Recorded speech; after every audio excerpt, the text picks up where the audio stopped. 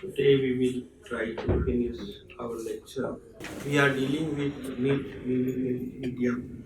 So far we have discussed the following. Levi-Strauss is dividing human history in three parts. One, he's saying that from Adam to 16th century, we have one segment of human history. And from 17th century to 1970s, he's saying that it is another segment. And then he's saying that around 1977, when he's giving these lectures, he's discovering a new pattern of thinking, both in hard sciences as well as in non-hard sciences.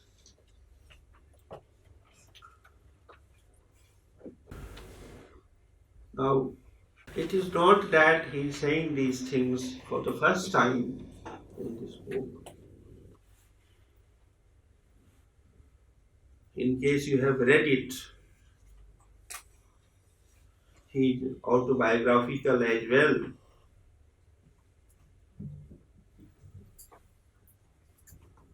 In almost all of his writings, he is saying the same thing.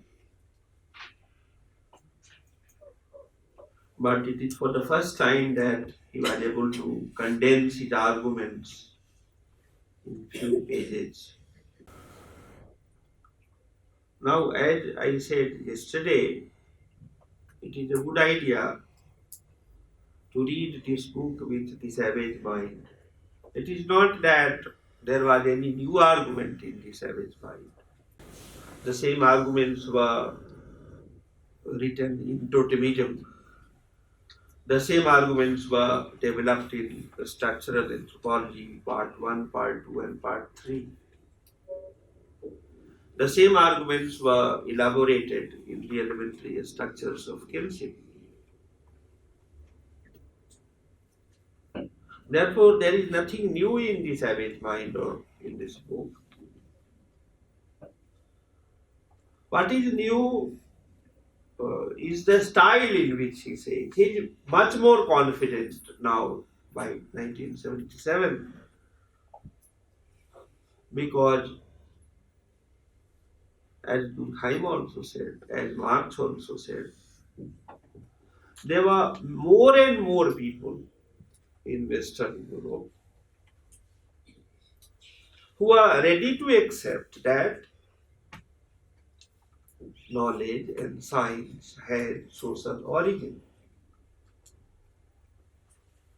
Now, by 1977, the glamour of the Soviet Union was no more there.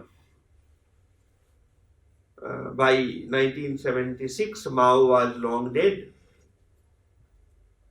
Therefore, it is really interesting that a Western European non-Marxist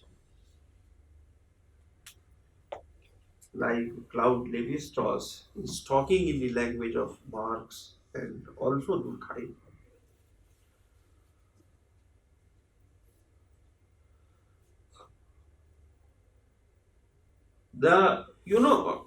I'll give one example which will, I think, help you understand my yesterday's lecture. I know the root points of my yesterday's lecture, but that was deliberate.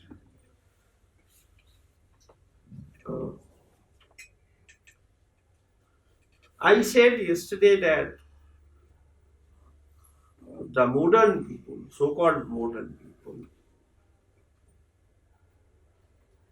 may have very developed mind, but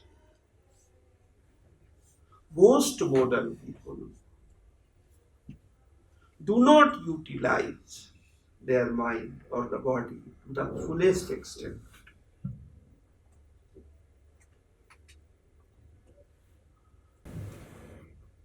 You know, those who have not read this book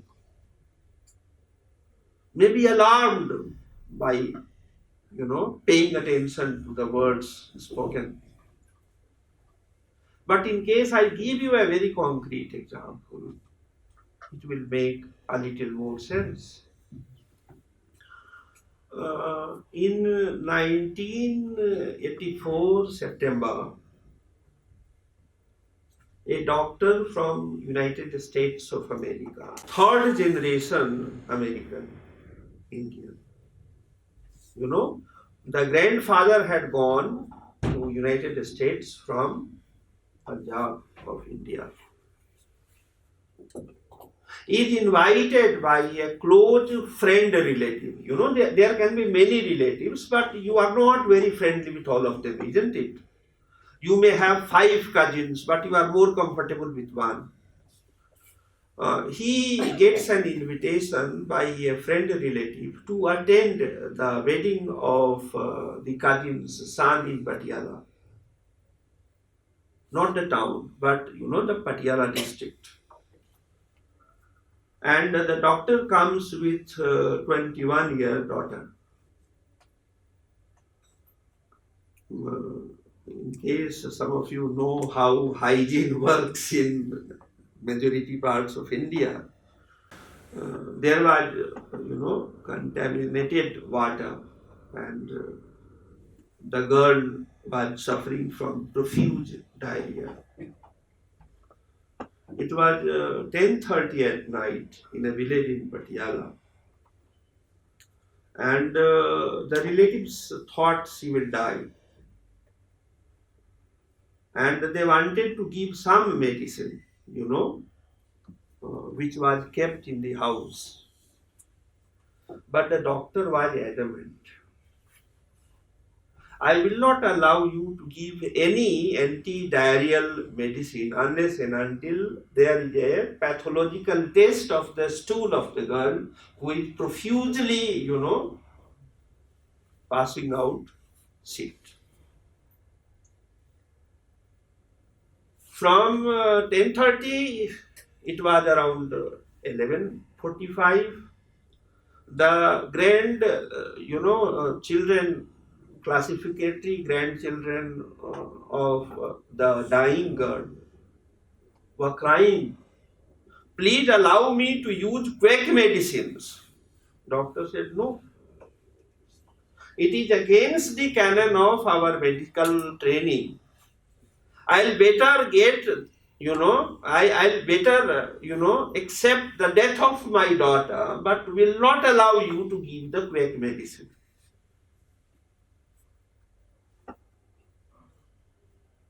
What is this?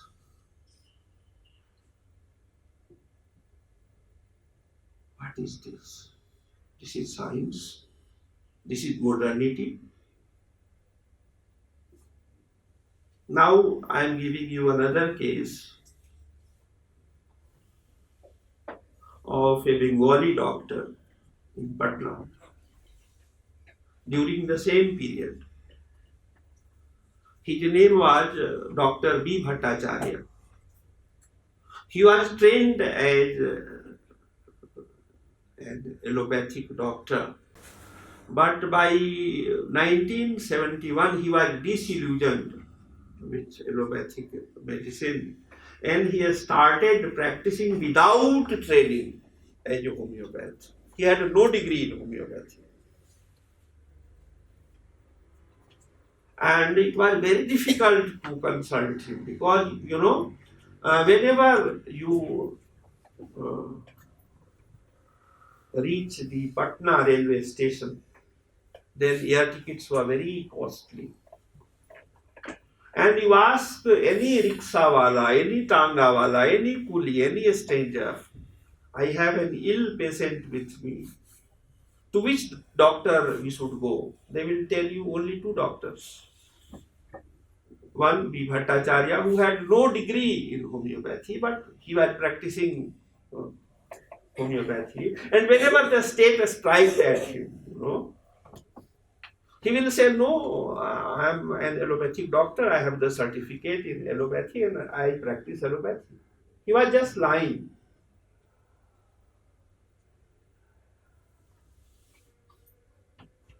Now, if you compare him with the other patient, every day we Bhattacharya used to see at least 3,000 patients. Every day.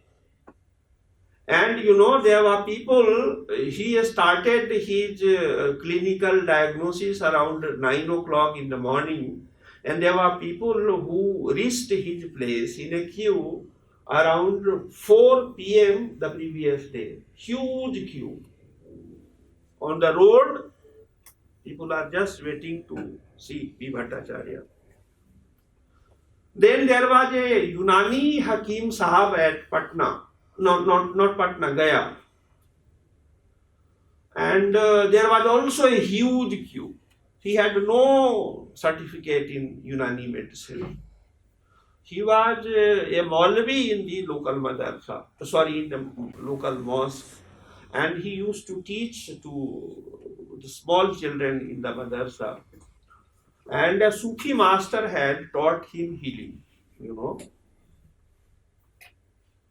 And what he was taught? He was taught Nadi Parikshan. You see, he will see the pulse, the Hakim Sahib. And no pathological test is required. And he will not charge you a single penny. He will just tell you, get this medicine. Sometimes he will suggest you allopathic medicine also. Therefore, he used to practice hybrid healing system, He was, I think, a far more advanced post-modern healer than Adorno or Derrida could think of. And the success rate was, unfortunately, only 100%. You go to Hakim Sahab or B. Bhattacharya and you are cured. They were magicians, they were healers.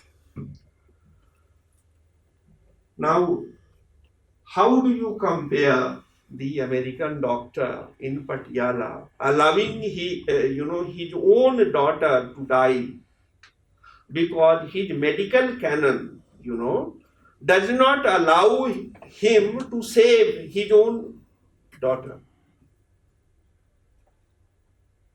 What is here? He was competent enough to diagnose that this is acute diarrhea. He could have easily saved her life. Now, what is this, rationality or irrationality? Is medicine for man or man is for the medicine? Is development for the people, for the society, or we are for development of a particular type? Are you getting the point? Therefore, by 70s, people were much more receptive to ideas of Claude Lévi-Strauss, because in 1974, I think, there was a physicist, theoretical physicist. His name is Fritjof Capra, and his name was recommended for the Nobel Prize in Physics and Chemistry both. Chemistry is a different discipline, physics is a different discipline, but he had combined the two. What he tried? You must have heard about molecules. Molecules are studied by physicists. And biology is divided into two parts. One is anatomy and the other is physiology. Now, the anatomy of the human body is studied by both the biologist and the chemist, because the anatomy of a man is composed of not only flesh and blood but also bones, which are the chemical creation. You see, therefore, the man was working on the cusp of two disciplines, namely molecular biology. Molecules, which were traditionally studied by the physicist, and biology, which was traditionally studied by biologists and chemists. Are you getting the point? Therefore, people wanted him to be awarded Nobel Prize in two disciplines. But the person was a first-rate fool, like Levi Strauss or Karl Marx or Emil Durkheim or Mahatma Gandhi or Baba Sahib Ambedkar.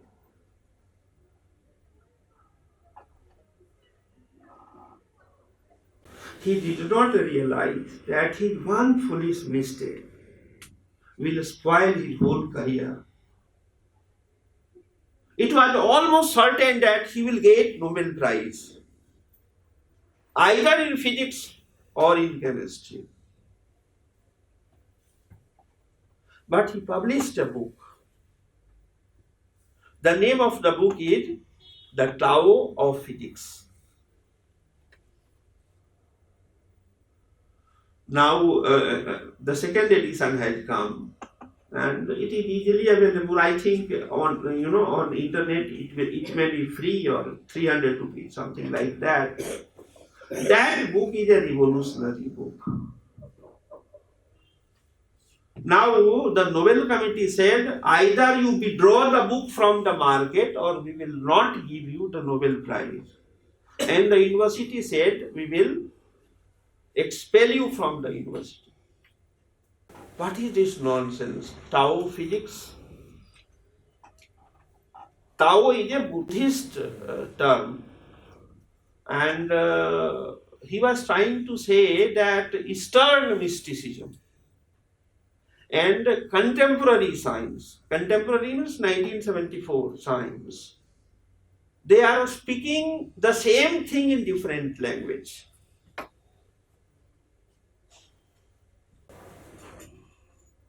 And the man did not get the Nobel Prize. Rather, he was expelled from the university, and the so-called scientific community decided that man should die out of hunger. Every university was communicated. The university which will accept him as a teacher will be excommunicated from the scientific community. There are many films these days about Haryana, that Jats and Gujars, they are very intolerant. But believe me, I'm not defending the Jats and Gujars of Haryana or Rajasthan, but I'm only trying to say that modern scientists and, the development walas are more intolerant. Therefore, please try to compare and contrast, the structure of their argument, which may be called mythology or science. I do not know I have made a point or not, but this is what he says. Now, I'm giving you, I gave you two examples. Now, I'm giving the third example from the book. Smell, Sugandh, Durgandh, Gandh, smell. The old science, this is Levi-Strauss, I'm quoting him. The old science thought it was entirely subjective. Sugandh, Durgandh, Badbu, smell. The old science, he meant hard science. The old science thought it was entirely subjective, outside the world of science. Now, 1977 December. Now, chemists tell that each smell or each taste has a certain chemical composition. And subjective and objective are intrinsically related in reality. Got it? Now, I will give another example, not from this book, uh, but from another scientist. I will not tell the name of the scientist.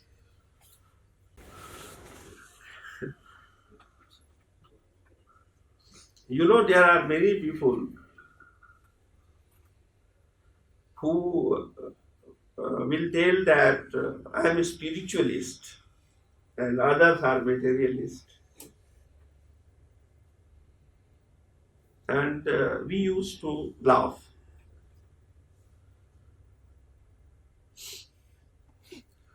Now, one day I asked that person, what is matter?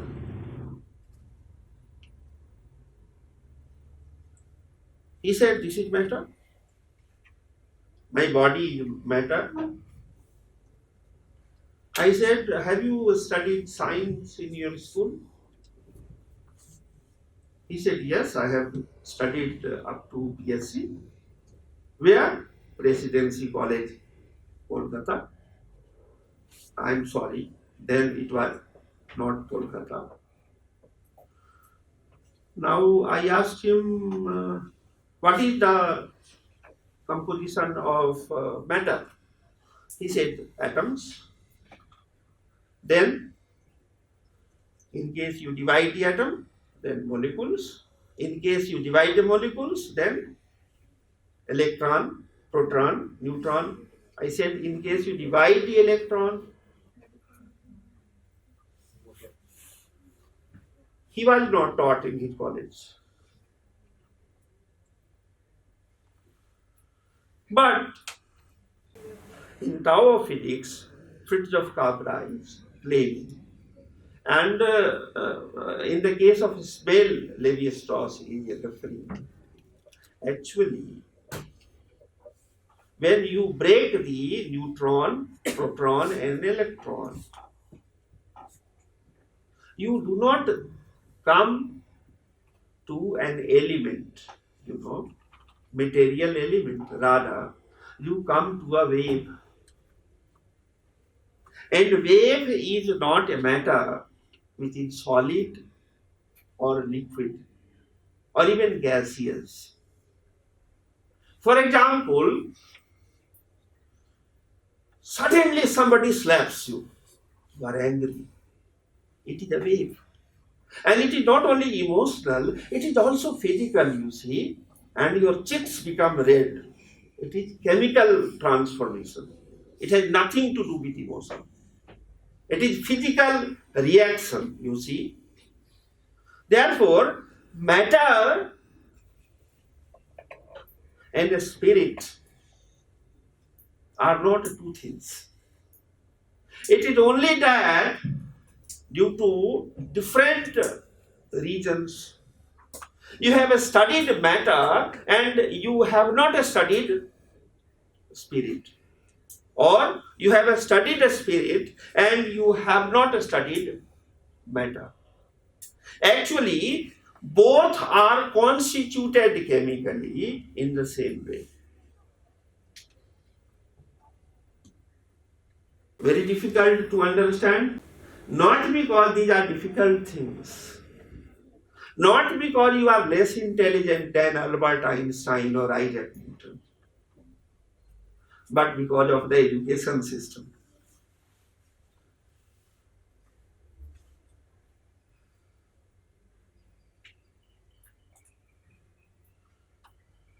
The whole debate about priest is wrong. Any priest, whether it is Isaac Newton in the laboratory, or a Maulvi in the mosque, or a Brahmin priest in the Hindu temple, is not superior because of birth, but because of the technical language which has been given at the cost of others who are also deserving. It is simply a case of inequality and exclusion.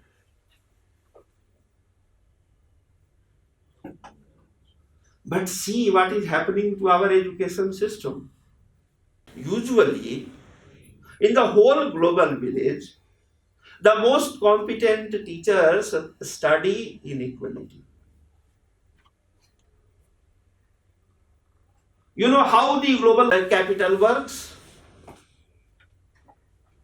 He will invite the best brain of the oppressed community to work for them.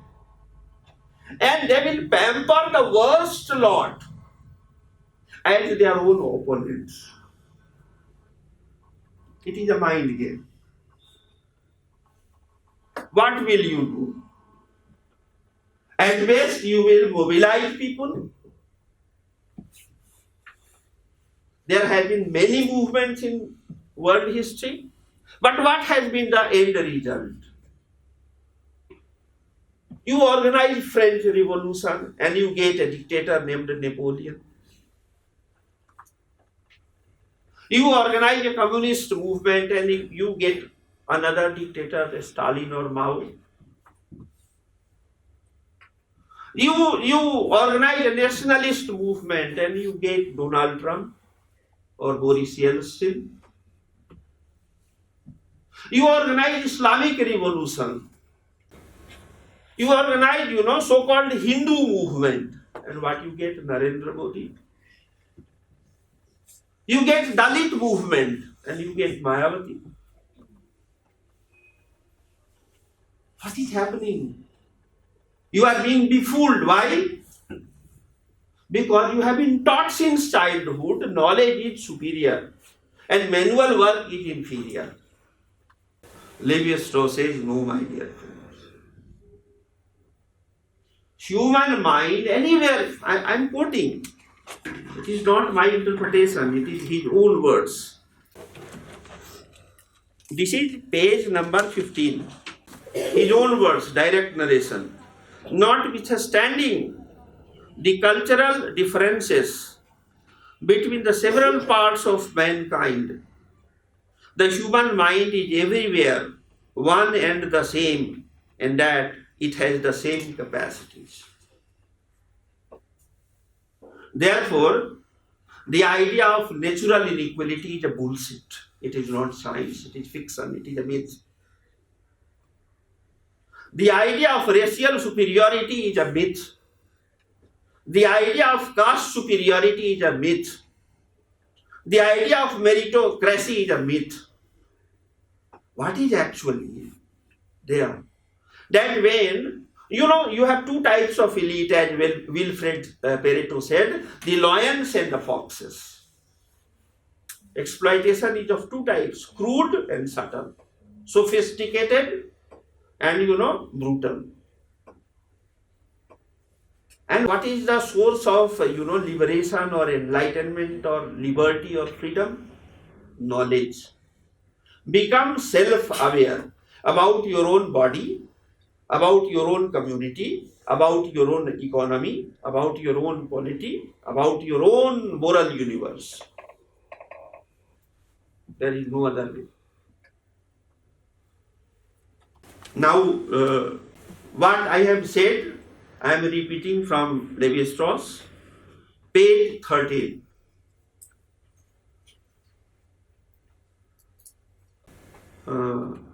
He begins with René Descartes, who is regarded as the father of modern philosophy or modern thinking. René Descartes, Levi-Strauss is quoting. According to René Descartes, scientific thinking aimed to divide any problem or difficulty into as many parts as were necessary in order to solve it. This is what science does. Should I repeat? Scientific thinking aimed to divide any problem or difficulty into as many parts as were necessary in order to solve it. Now, what is so-called non-scientific thinking of primitive people? Levi-Strauss said, please do not use this term tribal people or savage people or barbarous people or traditional people, because this is nonsense. People everywhere are the same, and the difference is only one. What is the difference? People with written language and people with oral tradition. People who do not develop the habit of writing everything, and people who develop the habit of writing everything. For example, our great prophet of development says that once you make the economy digital, it will become moral and ethical and equal. Actually, it is not his ideas. This is the ideas. These are the ideas of 17th century European thinkers. And the man claims that he is an Indian. He is Hindu. It has nothing to do with either India or Hinduism or development. It has to do with the myth of 17th century European science. But since the man is not educated enough, for him everything is God and every other things are devil. He cannot claim that he is the heir of the Vedic wisdom. He may be anything, but he has nothing to do with the Indian heritage of science. India is a great country, but India has been multicultural country from the very beginning. It is not only one community or one caste which has contributed to the genius called India. Therefore, we will not allow anybody to hijack that heritage. India has been plural from the very beginning, and the beauty of India is that it has somehow managed to deal with differences. For example, René Descartes, you have heard. Now, how the non-scientific thinking goes, I'm quoting Levi-Strauss. The aim of non-modern science is to reach by the shortest possible means to a general understanding of the universe or a total understanding of the universe. If you do not understand everything, you do not explain anything. The modern science, the modern scientific thinking is fragmented. The modern scientific thinking is fragmented. The non-modern scientific thinking is holistic. But then you have the genius of Levi-Strauss. But we cannot say that traditional is better than modern. Because modern people also have the same mind. What is the difference? Difference of priority. Difference of priority. What is the priority of modern science? To again follow René Descartes, the scientific thinking aimed to divide any particular problem or difficulty into as many parts as were necessary in order to solve it. Okay? Therefore, it is just their priority, it is their interest, their inclination, and it is the product of socialization, cultural upbringing of the modern scientist. On the other hand, the non-modern science tried to reach out in the shortest possible way to a general understanding of the universe or a total understanding of the universe. Why? Because they believe. It is also a belief system that if you do not understand everything, if you do not understand the whole of the Durkheim, you do not explain anything. Now, there is an Indian author. His name is J.P.S. Uberoy. J.P.S. Uberoy. He was a follower of Claude Lévi-Strauss, but he was also a follower of Mahatma Gandhi. Therefore, in his writings, you have a synthesis of Mahatma Gandhi and Claude Lévi-Strauss. But the examples which he gives is neither of Gandhi or of Lévi-Strauss. His example, his taste is a German person. His name is Goethe in English, and how they pronounce it, Goethe or Goethe in German. Now, most people think that he was a poet. He was a literary figure, which he was not. He was basically a botanist, and most people think that Isaac Newton was a scientist, which he was not. He was a Christian priest. Now, since I believe in quantification, out of 10 books written by Goethe, 9 are devoted to botany. Only one book deals with, a literary creation. And most of you must have heard about that famous literary piece which he has written. On the other hand, Isaac Newton wrote about 40 books, and 39 books are written about Christian theology, and only one book is Principia Mathematica. And even about that, there is a great debate whether it is a book of mathematics or it is a book of Christian mathematics.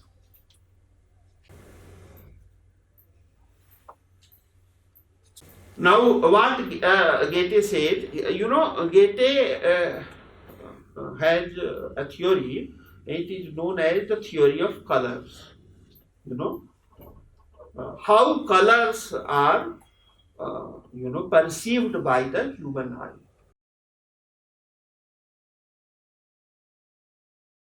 Now, a theory of color is also given by Isaac Newton.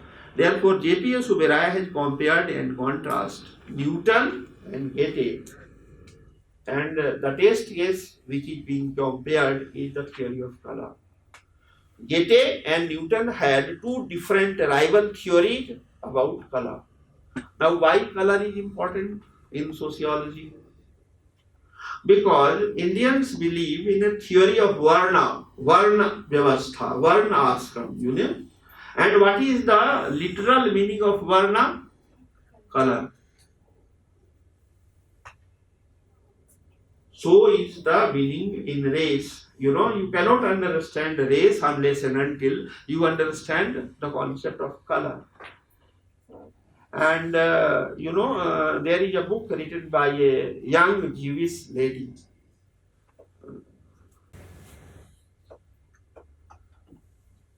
The name of the book is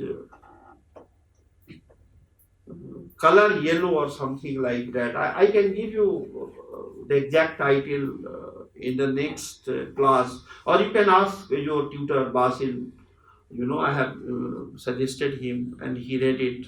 He liked it, but it is a technical work. How colors are very important. For example, today green is, in India at least, equated with Islam. But is it so? Islam emerged only in 6th century. Was color green not available before that? Yes, it was available. Not only available, but also recognized as important. By whom? By the Vaishnavites. For example, color green is also associated with Lord Krishna. Why? Because वो ग्वाला है ना, he is a person who is associated with cow, and you cannot raise a cow without grasses, isn't it? Therefore, even among the Hindus, green is very important.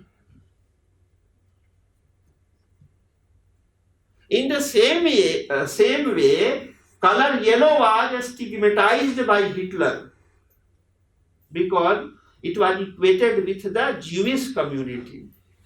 But color yellow is, the color of a spring in India, or I think in other places as well. You cannot conceive seasons, you see, the spring season without color yellow. Therefore, what is happening? People, do not try to understand the other person or the other caste or other race or other community in their own terms. You try to superimpose your meaning on them. Levi-Strauss says this is the problem of exclusion. You think that sociology is a very easy subject. And you think, at least some of you, that mathematics is difficult, economics is difficult, physics is difficult. It is not like that. I agree with Augustine that sociology is the most difficult subject, most difficult science on earth. But why sociology is popular?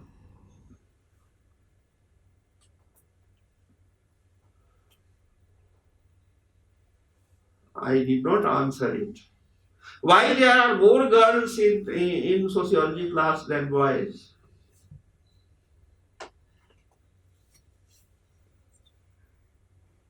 There is something called rumor.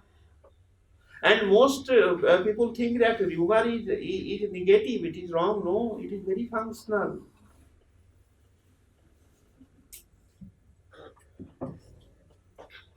Had there been no rumor, there would have been war every day. Of course, I am quoting Louis Koger. Functional theory of conflict. What I am trying to say is that there is a rumor that mathematics is difficult, engineering is difficult. Why this rumor? Because the ruling elite does not want to compete with the masses. They think that sociology is not dangerous. Mathematics can be dangerous. But when I shifted from the other corner,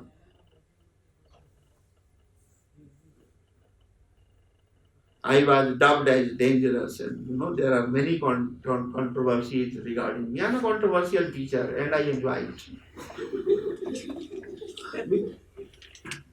Because you see, I am a technical person.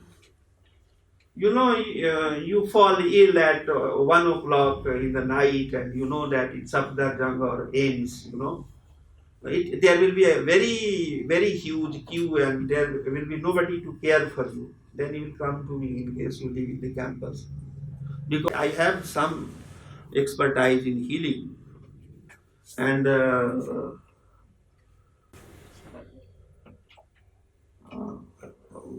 lives can be saved without drugs. I have done it many times. I am very fortunate that many people dislike me, because once somebody dislikes you, you are always part of their brain and mind. What I wanted to say is that, why somebody becomes controversial. You know why I say again and again that I am a Buddhist? It is my safeguard, you see. Because I am not, I ever quoted from the Buddha?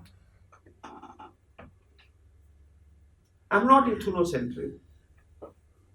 I have, prescribed one of my favorite books, Buddha and his Dhamma by B.R. Ambedkar, but I hardly quote him. Because then you can charge me that, I am trying to spread Buddhism. I am trying to convert you in Buddhism. I have not converted even my wife and children. Because you know what is the teaching of the Buddha? Buddha is the only teacher on earth who said, never follow me. I also say, never follow. Follow yourself. God is one. And God is not only one for the religious people. God is also one for the ignorant people who call themselves atheists.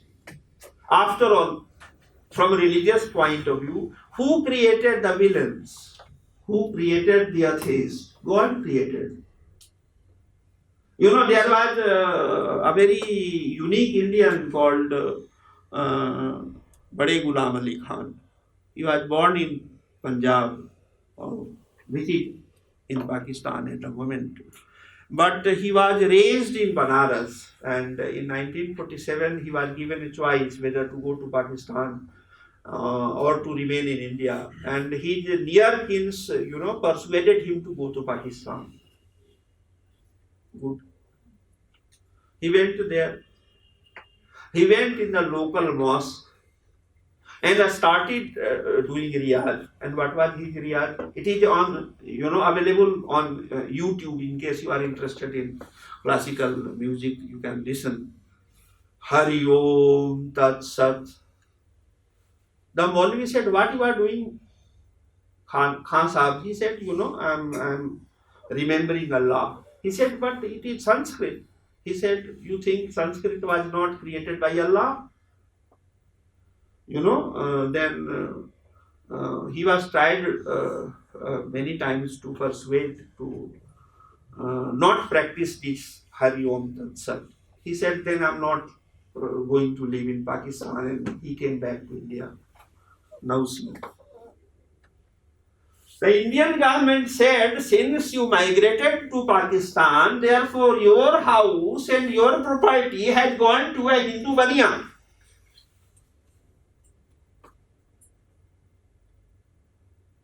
He said, then what should I do?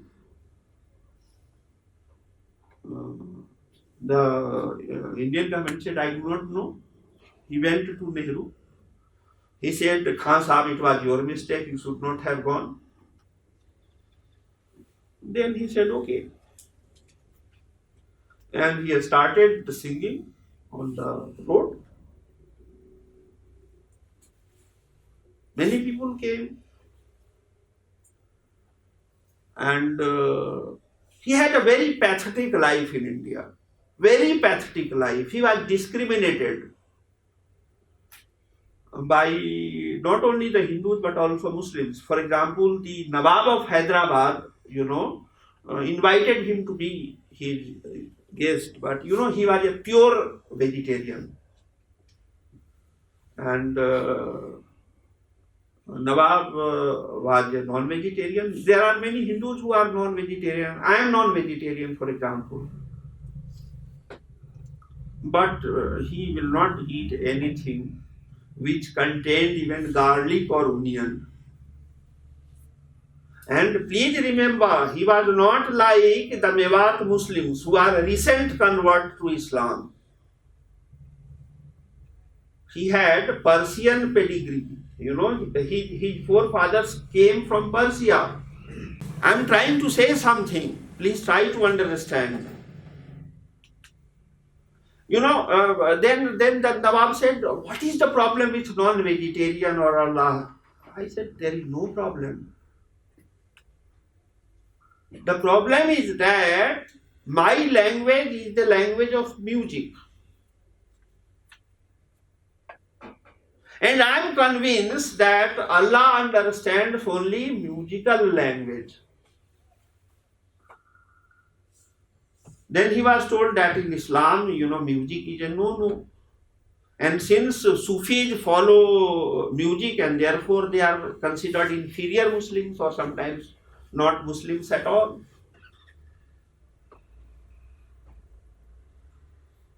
Bade Ghulam Ali Khan said, but who told you Allah is a Muslim? Allah is universal. He has neither created, he has not only created Muhammad, he has also created Jesus and Moses and Pharaoh and Rams and Krishna. There are, lakhs of prophets before Muhammad. And my Islam encompasses everything. Therefore, it is wrong to say that only Hindus are tolerant, others are not tolerant, others are also tolerant, and Hindus can be also angry.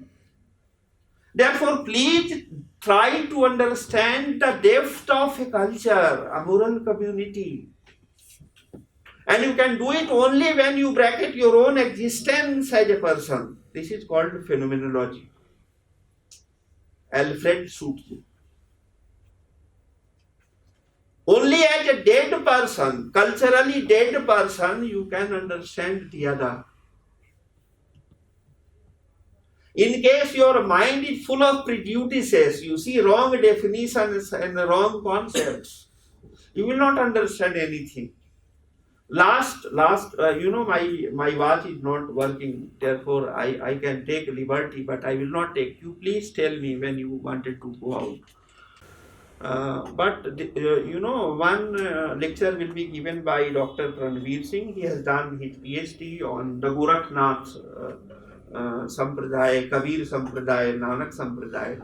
And another lecture by Jafar Sharif. He is a very fine student of ours. He has worked on, South Indian primarily, the Malayali mosque, how the architecture of the mosque represents symbolically the cosmology of Islam. And he will try to supplement he will try to supplement, both of them will try to supplement my lecture on myth, meaning and media. And then I will come again.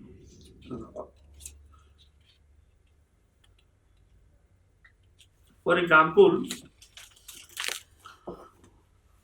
I am trying to sum up page number 14-15. Tribals use more of their mental powers than us. Now I am giving you illustration. One illustration from this book. Levi-Strauss says there was a particular tribe which was able to see the planet Venus in full daylight.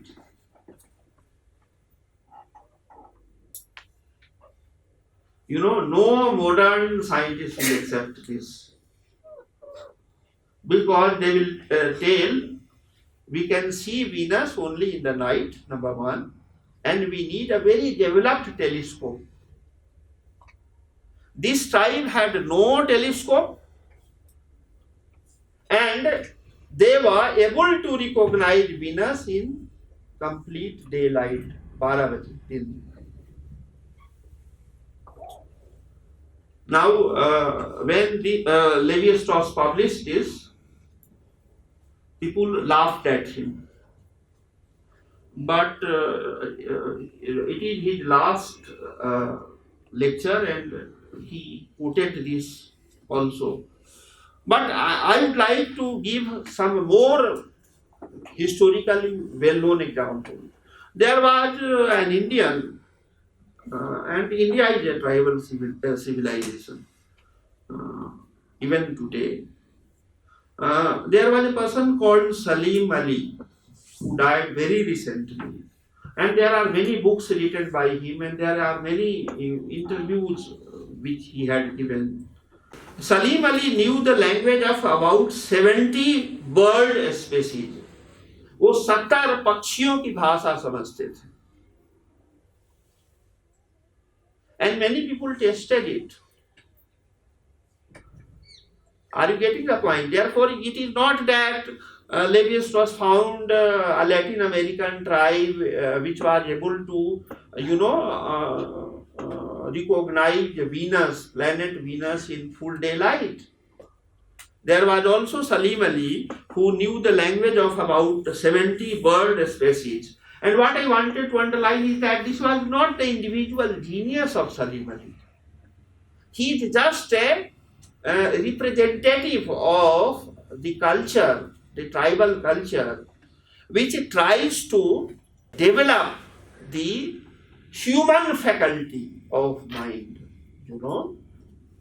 And then classical Hindustani music and dance and yoga and Buddhist martial arts from China.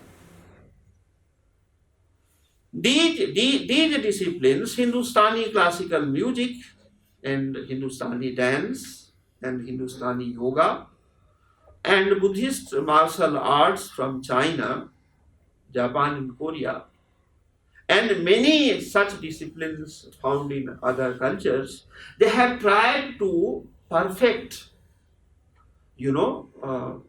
our sense organ and our body and mind to unimaginable height, you see.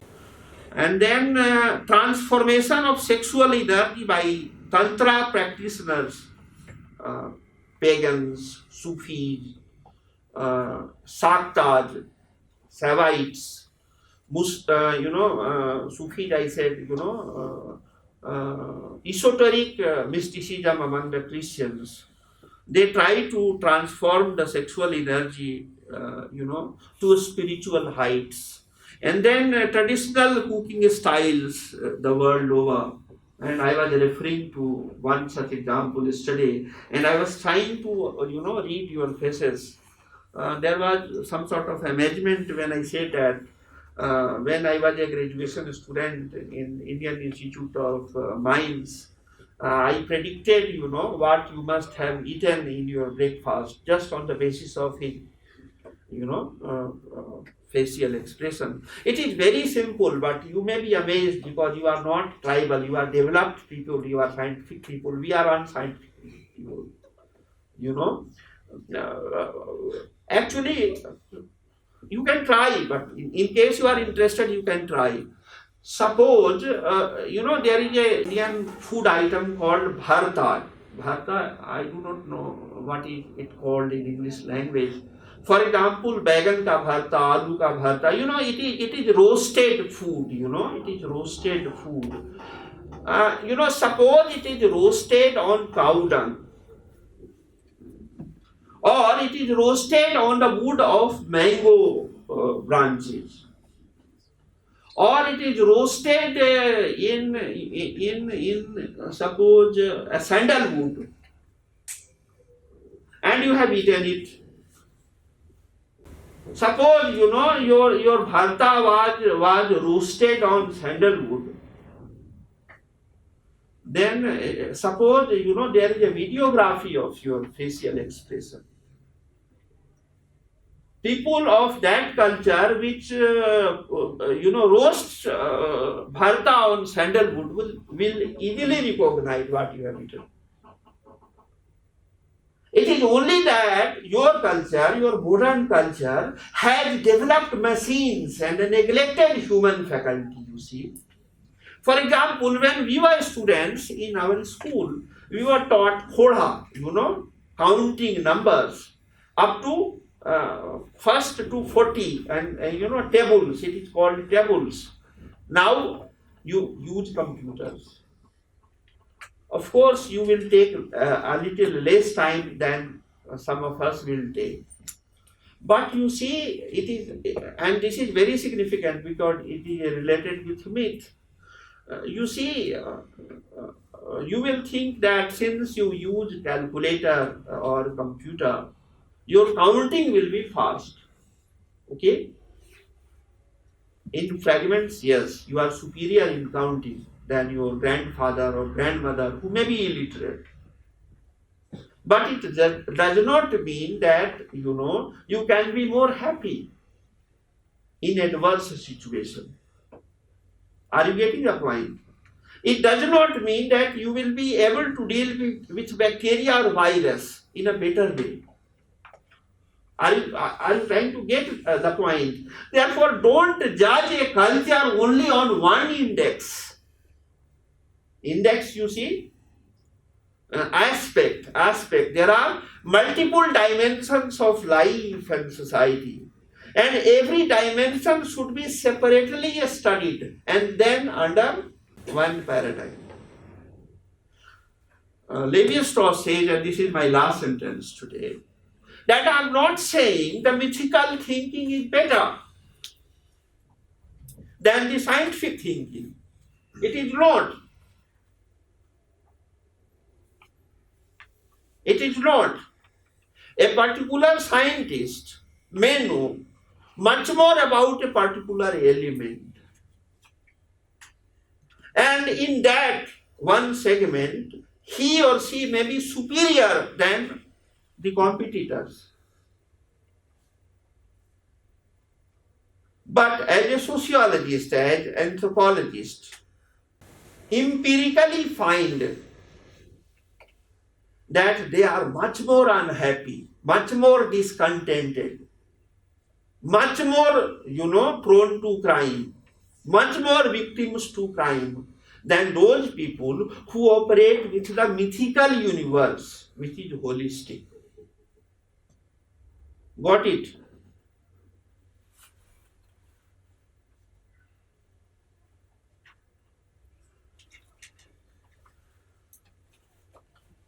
Last quotation from Levi-Strauss and class is over. Page number 15.